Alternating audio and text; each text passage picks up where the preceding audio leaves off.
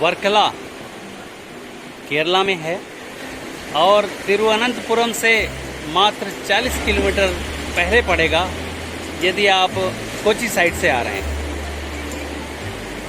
ये अपने प्रसिद्ध बीचों के लिए है और यहाँ के बीच वाकई में बहुत सुंदर है। तो एक एक करके यहाँ के जितने भी बीच हम कवर कर सकते हैं वर्कला के टूर में हम दिखाने का पूरा प्रयास करेंगे। आपका वर्कला में हार्दिक स्वागत और अभिनंदन है। आपका होस्ट मैं केशव जी। केरला में वर्कला बीच वाकई में सुंदरतम बीच है और सीशोर के किनारे समुद्र को देखना और सीशोर के किनारे सैंड का कलर देखना, क्लिफ को देखना वाकई में प्रकृति का एक अजीमोशान पेशकश है। तो हमारे साथ आइए वर्कला की सैर करते हैं। कहीं भी जाएं सबसे पहले हमें रुकने की व्यवस्था करनी होती है। वर्कला की सैर में हमारी पूरी फैमिली आई हुई है, साथ ही साथ न्यू जनरेशन आज, कल और बीता हुआ कल, यानी कि कल, आज और कल तीनों आपको देखने को मिलेंगे हमारी इस फैमिली टूर में। तो आइए हम आपको यहाँ का रिसॉर्ट दिखाते हैं, ब्लैक बीच रिसॉर्ट। ये उसका कमरा है और इस कमरे का टैरिफ एक दिन का 1800 रुपये नॉन एसी और 2400 रुपये एसी रूम का है। आप जैसा बजट हो उसके अकॉर्डिंग कमरा यहाँ ले सकते हैं। सैटरडे संडे में आ रहे हों तो बेशक रूम की बुकिंग ऑनलाइन करके ही आएँ, अदरवाइज़ बहुत सर्च करने के बाद आपको अवेलेबिलिटी मिलेगी। हम सभी बेंगलोर से केरला एक्सप्रेस के द्वारा वर्कला तक आए और हमारी ट्रेन लगभग 11 बजे वर्कला शिवगिरी उतार दिया उसने और उसके बाद हम हार्डली 15 मिनट के अंदर अपने डेस्टिनेशन तक पहुंच गए, यानी कि ब्लैक बीच रिसॉर्ट के पास। यहीं पर हमारा बुकिंग था और हम अपने कमरे में सामान रखने के बाद सीधे ब्लैक बीच में स्नान के लिए हम लोग आगे बढ़ चले। इस रिसॉर्ट का अपना खुद का बीच है और साथ ही साथ रेस्टोरेंट भी है। तो सबसे पहले हमने फैसला किया कि पहले बीच का एंजॉय लिया जाए और वहाँ बात करते हैं। नहाने के बाद फिर हम लोग खाने की व्यवस्था इनके रेस्टोरेंट में देखेंगे। नहाने की व्यवस्था बनी हुई है, बीच इतना प्यारा है और सैंड का एक जो सराउंडिंग्स है वो इतना अच्छा है कि कहीं भी नहाइए कोई दिक्कत नहीं है, कोई स्टोन नहीं है, हर जगह आपको सिल्की सैंड मिलेगी और फुल एंजॉय लीजिए बात का। हम लोग भी यहाँ पर एंजॉय कर रहे हैं और हमारे साथ आप भी एंजॉय करिए इस ब्लैक बीच वर्कला का। चूँकि ये हमारा फैमिली टूर है और हम अपने बेटे और बहू और साथ ही हमारी पोती वेदिका हम लोगों के साथ है, न्यू जनरेशन। तो सबका परिचय आप वीडियो के माध्यम से लीजिए।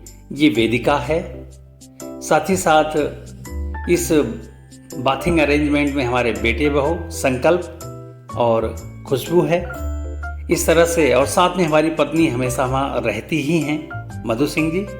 तो आइए वर्कला बीच का आनंद लें। ब्लैक बीच रिसॉर्ट वर्कला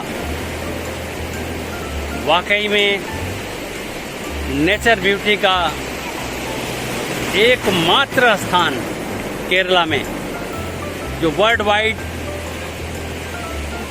फेमस है, यहाँ पर ब्लैक बीच स्नान करते हुए हम सभी आप सभी का हार्दिक स्वागत और अभिनंदन करते हैं। और आज हमारा ये पहला दिन है, तो चलिए ब्लैक बीच वर्कला नाम से ही विदित है ब्लैक बीच, यानी कि जो सैंड का कलर है वो ब्लैक है। और मुझे ऐसा लगता है कि त्रिवेंद्रम से लेकर और वर्कला और साथ ही साथ जितने भी सी बीच यहाँ पर हैं केरला में, लगभग ज़्यादातर बीच में सैंड का कलर ब्लैकिश ही है। और इस ब्लैक बीच जैसा कि नाम है, तो अन्य बीचों को जो हम दिखाएंगे तो वहाँ के सैंड का कलर भी हम आपको दिखाएंगे भी और बताएंगे भी कि किस कलर का है। तो सैंड के कलर के अकॉर्डिंग बीच का भी नाम पड़ता ही है। इस तरह से ये ब्लैक बीच, और ये पर्सनल इनका बीच है ब्लैक बीच रिसॉर्ट का। यहाँ पर वही लोग आते हैं जो इस रिसॉर्ट में रुकते हैं। तो इस तरह से ये ब्लैक बीच रिसॉर्ट का पर्सनल, और ये जो आप देख पा रहे हैं क्लिफ, ये साउथ क्लिफ है, वर्कला का साउथ क्लिफ है जहाँ पर ब्लैक बीच रिसॉर्ट स्थित है।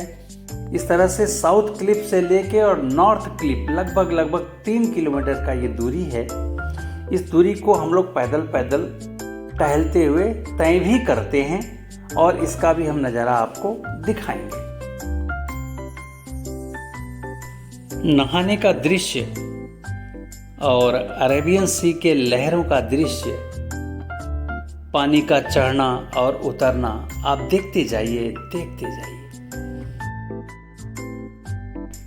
किसी भी स्पॉट पर आप जा रहे हों तो वहाँ कब जाना चाहिए, इसकी जानकारी आपको लेकर ही जाना चाहिए।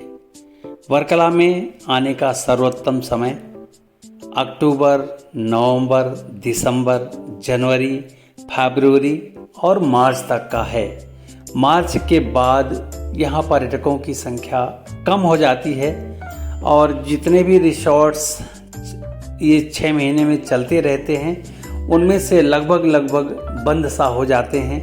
कोई रिसॉर्ट रन करता रहता है और कोई बंद रहता है। तो गर्मियों के दिनों में पर्यटकों की संख्या ना के बराबर होती है, इसलिए आप अप्रैल से लेके और सितंबर तक के महीनों में यहाँ आने में अवॉइड करिएगा।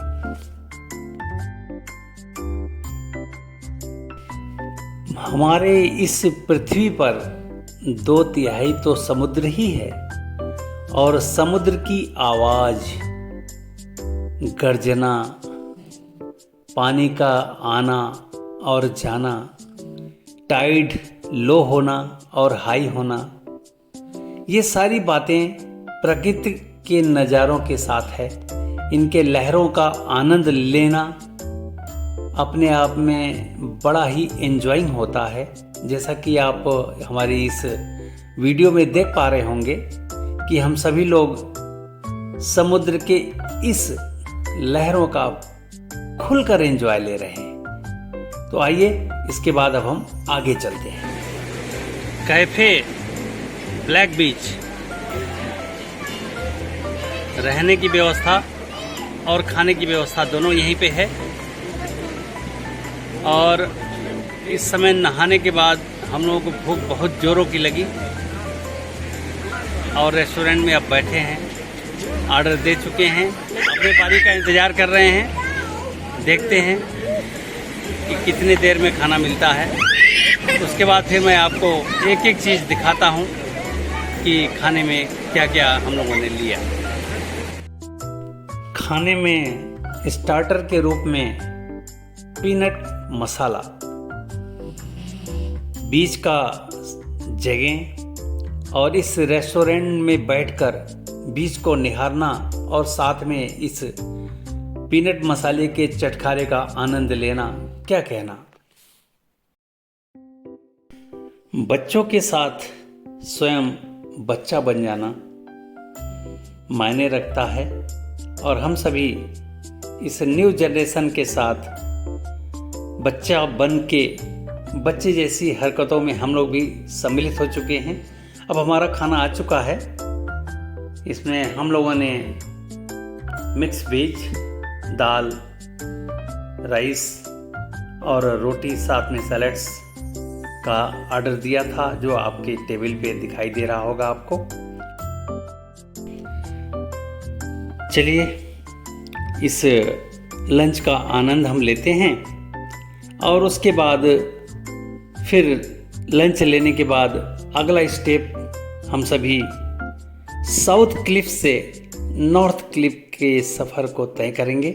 आप भी हमारे साथ इस सफ़र में साथी बनिए और क्लिफ समुद्र के तट से जो ऊंचाई हो जाती है पहाड़ी जैसी, उसे क्लिफ बोलते हैं। तो उस क्लिफ पर हम लोग चलेंगे और यही रेस्टोरेंट से हमने देखा एक श्वेत रंग का बगुला अपना दाना चुगने के लिए समुद्र के लहरों का इंतजार करता है और लहर जब वापस जाने लगती है तो उसी बीच में उसको अपने खाने जैसा कोई चीज़ें दिख जाती हैं, फिर वो खाता है। तो हमने भी इसे कैमरे में कैद किया। बगुले का दाना चुगना आप भी देखिए हमारे साथ साथ और फिर इसके बाद हम आगे चलेंगे।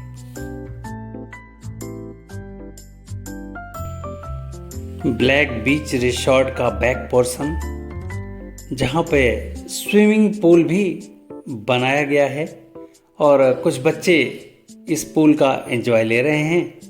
तो आप भी हमारे साथ साथ इस पूल का एंजॉय लीजिए और क्लिफ पर एक तरफ समुद्र दिखाई देगा और दूसरी ओर जो भी जगह है वहाँ पे या तो रिसोर्ट दिखेंगे या शॉप्स दिखेंगे या कैफेटेरिया या रेस्टोरेंट कह सकते हैं, ये दिखेंगे और लंच लेते पर्यटक दिखेंगे। So many varieties of lunch you can take here. तो इस तरह से हम लोग एक एक पग समुद्र को निहारते हुए और बाईं ओर क्लिफ पर बने हुए रिसोर्ट्स, शॉप्स, रेस्टोरेंट्स, इनकी कतारों को देखते हुए धीरे धीरे आगे बढ़ रहे हैं और आप भी हमारे साथ बने रहिए और डे क्लिफ स्ट्रीट का आनंद लीजिए और फिर कुछ देर बाद फिर हम आपको ज्वाइन करते हैं।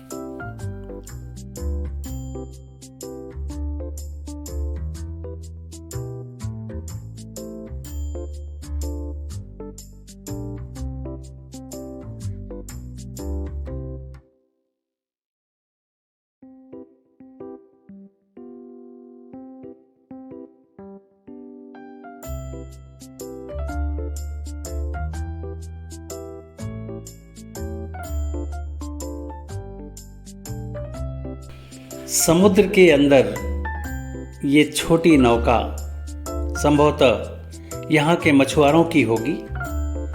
ऊपर क्लिफ से इस नौका को देखना, साथ ही साथ क्लिफ स्ट्रीट को निहारना मन को प्रफुल्लित करता है। लगता है वाकई में भगवान ने, प्रकृति ने इतने सुंदर सुंदर जगह हम सभी के लिए बनाए हैं, जिसका आनंद हम सभी यत्र तत्र सर्वत्र लेते रहते हैं।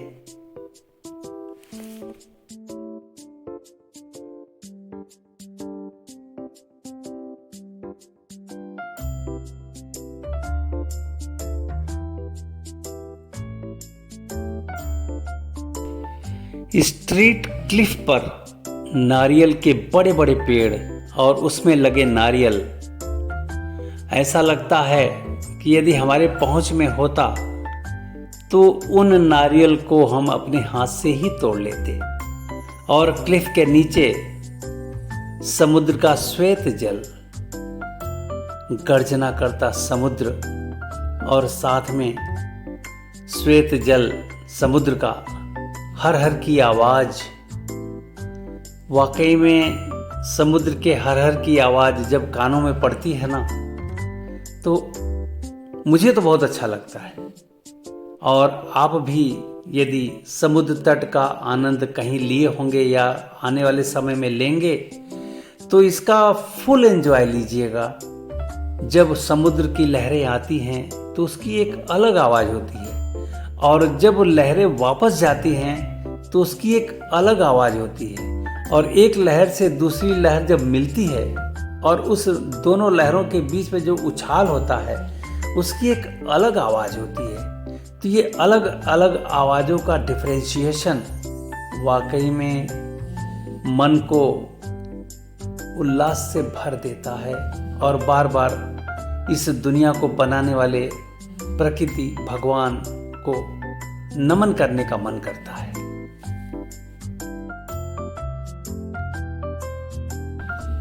प्रकृति के नज़ारों को देखते हुए क्लिफ के ऊपर एक एक कदम आगे बढ़ाते गए हम लोग, और आते हुए और जाते हुए पर्यटकों को देखते रहे।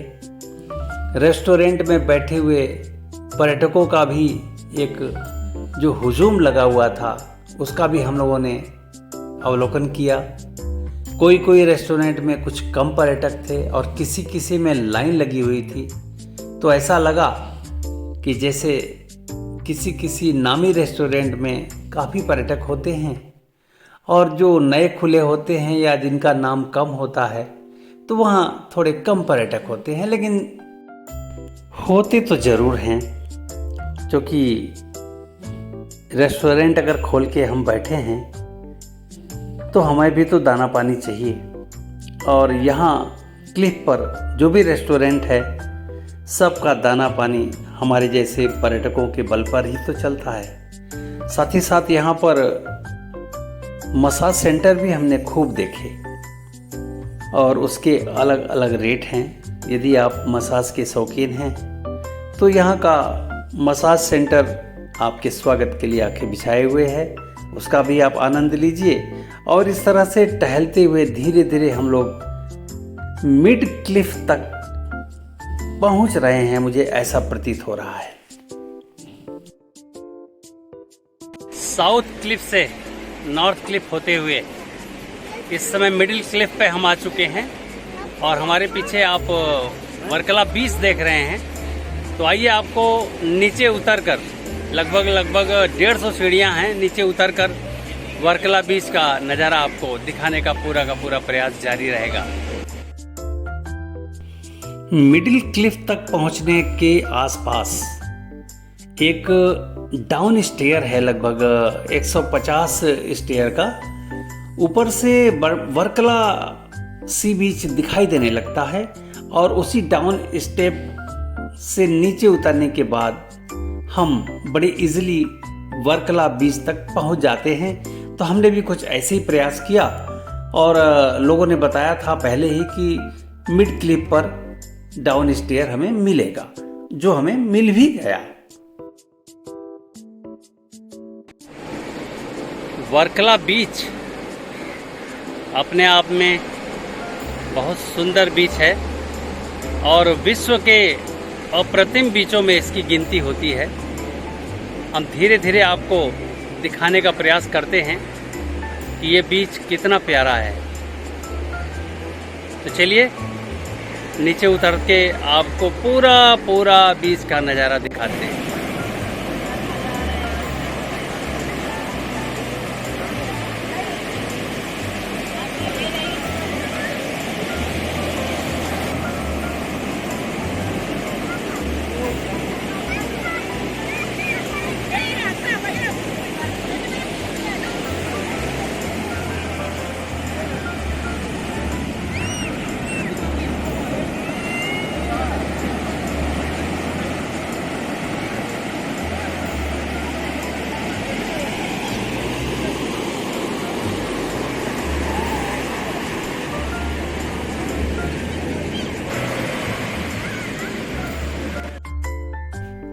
150 सीढ़ी उतरने के बाद हम लोग वर्कला बीच, जो यहाँ का सबसे सुंदर बीच है, वहाँ तक पहुँच गए और जिसका नज़ारा आप देख पा रहे हैं।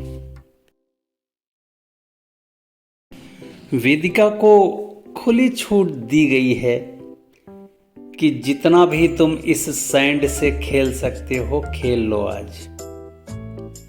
और जहाँ वर्कला बीच का सैंड गोल्डन सैंड है, इसका सैंड ब्लैक नहीं है।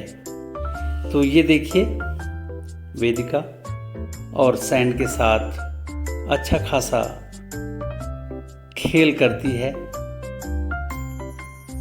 और कभी हाथों से अपने को बालू से ढकने का प्रयास करती है, फिर चिल्लाती है, फिर खुशी मनाती है। क्या कहें, बचपन तो आखिर बचपन ही होता है और इन्हीं बचपन के साथ वर्कला बीच का एंजॉय 10 गुना हमारे लिए तो ज़्यादा है, 10 गुना से ज़्यादा है।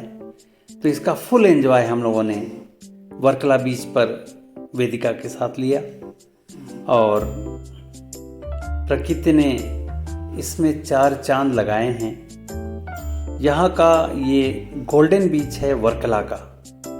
यहाँ के सैंड सुनहरे रंग के हैं, यहाँ ब्लैक नहीं है। हमने आपको बताया था कि यदि कोई इस तरह का दिखा तो मैं ज़रूर बताऊंगा। तो वर्कला बीच में गोल्डन सैंड है, तो इसलिए वर्कला बीच बहुत फेमस है।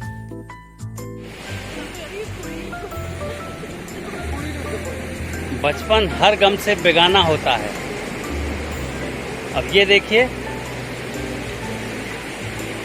वर्कला बीच, गोल्डन सैंड बीच, और इस बच्चे का गड्ढे में उतरकर सैंड के साथ खेल करना। क्यों, इस बच्चे का क्या कैसा लग रहा भाई? मेरा बच्चा।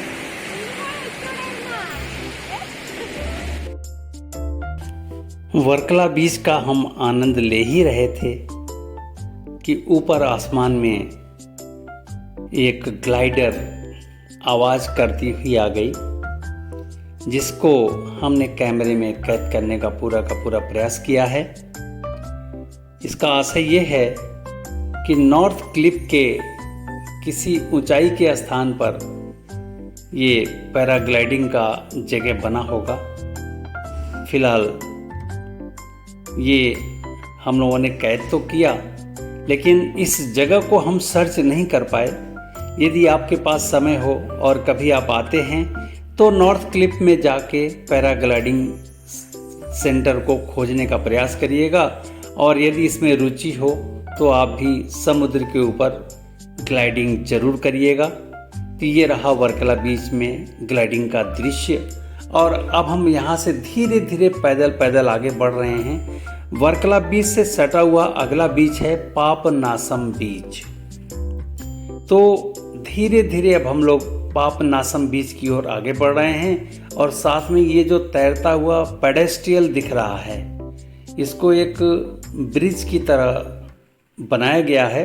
क्योंकि आज समुद्र के पानी में उछाल बहुत ज़्यादा है, हाई टाइड पर समुद्र है, और ये जो पेडेस्ट्रियल है ये इसमें बहुत ज़्यादा वाइब्रेशन हो रहा है और लहरों का स्पंदन इतना ज़्यादा है कि लोग गिर सकते हैं। इसलिए प्रशासन ने इसके ऊपर जाने की मनाही कर दी है, जिसे हम एंजॉय नहीं कर पा रहे हैं। इसके ऊपर जाके एकदम लगभग 300 मीटर आगे जाने के बाद लास्ट में समुद्र के ऊपर जब समुद्र की लहरें आएंगी और वो ऊपर नीचे करेंगी, तो एक अजीबोगरीब सा अनुभव जो है, उस अनुभव को लेने से हम सभी वंचित रह गए। लेकिन चलिए कोई बात नहीं, आप कभी आइएगा, अगर प्रशासन की अनुमति रहती है तो आप इस पेडेस्ट्रियल सिस्टम पे लास्ट तक जाकर और इसका फुल एंजॉय लीजिएगा। पापनासम बीच पे सनसेट का नज़ारा लेने आए थे, लेकिन आप देखिए बादलों ने सूर्य को घेर लिया और सनसेट देखने से हम सभी वंचित रह गए। लेकिन कोई बात नहीं, ये भी नज़ारा अपने आप में अभूतपूर्व है। पापनासम बीच, सनसेट इन क्लाउड। पापनासम बीच पर मैंगो शेक का मजा। ये रहा पापनासम बीच, उसी के नाम पे रेस्टोरेंट। और साथ ही साथ कैसा लगा भाई मैंगो? बहुत टेस्टी था। ये आप मैंगो जूस जरूर ट्राई करें। और ये पापनासम बीच और आपको, और ये रहा सनसेट होने जा रहा है। ये देखिए सनसेट होने जा रहा है, तो सनसेट का नज़ारा, साथ में मैंगो जूस। क्या भाई कैसा है जूस? क्यों जूस कैसा है? कैसे है बताओ? बताओ कैसा है जूस? वाह आओ वाह बोलो। तो mango juice, sunset point, Papanasam beach. आज की शाम वर्कला बीच के नाम, वर्कला बीच के ऊपर ये फ्लोटिंग स्टेप लगे हुए हैं। क्योंकि वेव्स बहुत ज़्यादा आ रहा है, इसलिए इस पर जाने की मनाही है। अदरवाइज लास्ट एंड तक जाकर वेव्स का आनंद लेना अपने आप में एक मैजिक था। इससे हम वंचित रह गए। और चलिए वर्कला बीच से विदा होते हैं, और फिर हमारी कल की सुबह अन्य बीच के ऊपर शुरुआत होगी। वहाँ चल के फिर आपको ज्वाइन करेंगे। कल तक के लिए धन्यवाद।